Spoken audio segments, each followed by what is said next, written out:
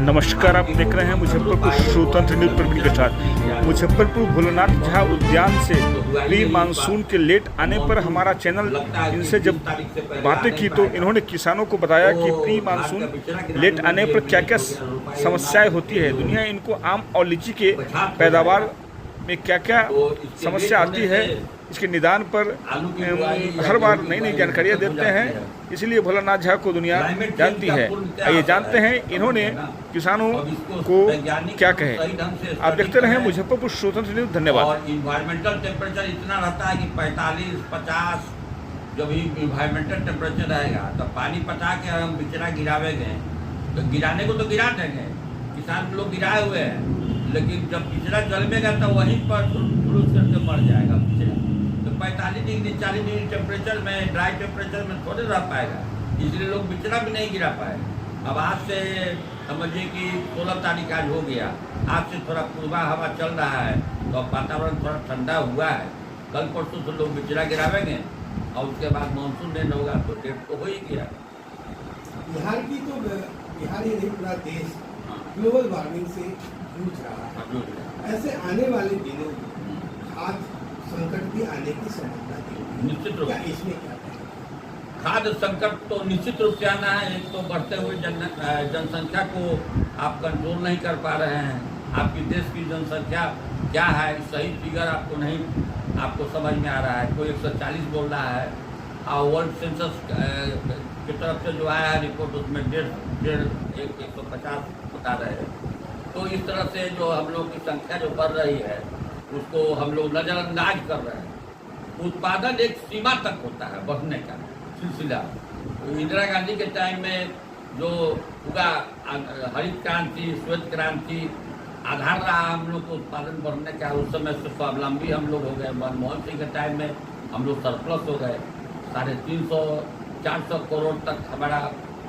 अब तब जो है तो बिहार में क्यों नहीं लागू होता है?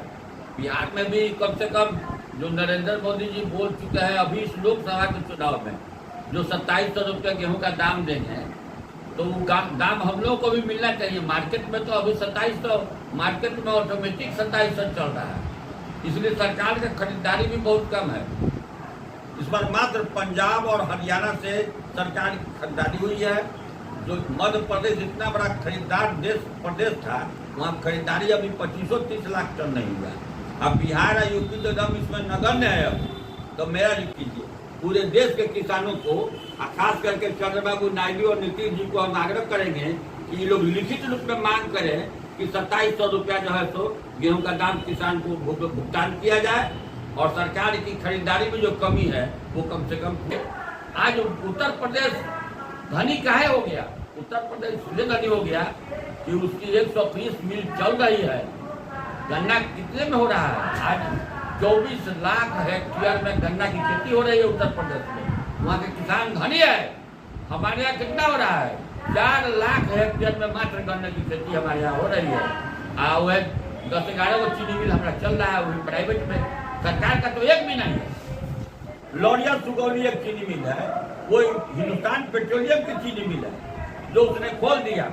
जब पांडे जी वहाँ के रहने वाले थे, वहाँ के निवासी हैं लॉरियल के, जो चीफ प्रिंसिपल सेक्रेटरी पेट्रोलियम थे, रिटायरमेंट के पहले उन्होंने कहा हिंदुस्तान पेट्रोलियम को कि 2 चीनी मिल ले लो, तुम हमारे गांव का मामला है तो ले लो।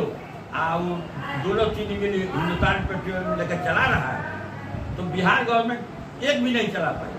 और हम अभी भी आशा करते हैं कि सबसे धनी जिला कौन है? बिहार बेतिया है। क्यों?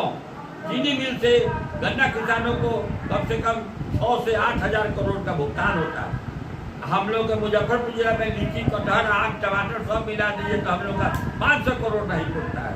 इसलिए हम चाहते हैं कि एक चीनी मिल अगर खुल गया स्थापित कीजिए और लोगों के सामने पहुंचाइए, ताकि किसान की भावना है, हम जो भी बोलते हैं किसान की भावना बोलते हैं, जो उसको शुद्ध रूप से उसको सहयोग करने के लिए है, उसकी आर्थिक स्थिति को मजबूत करने के लिए है।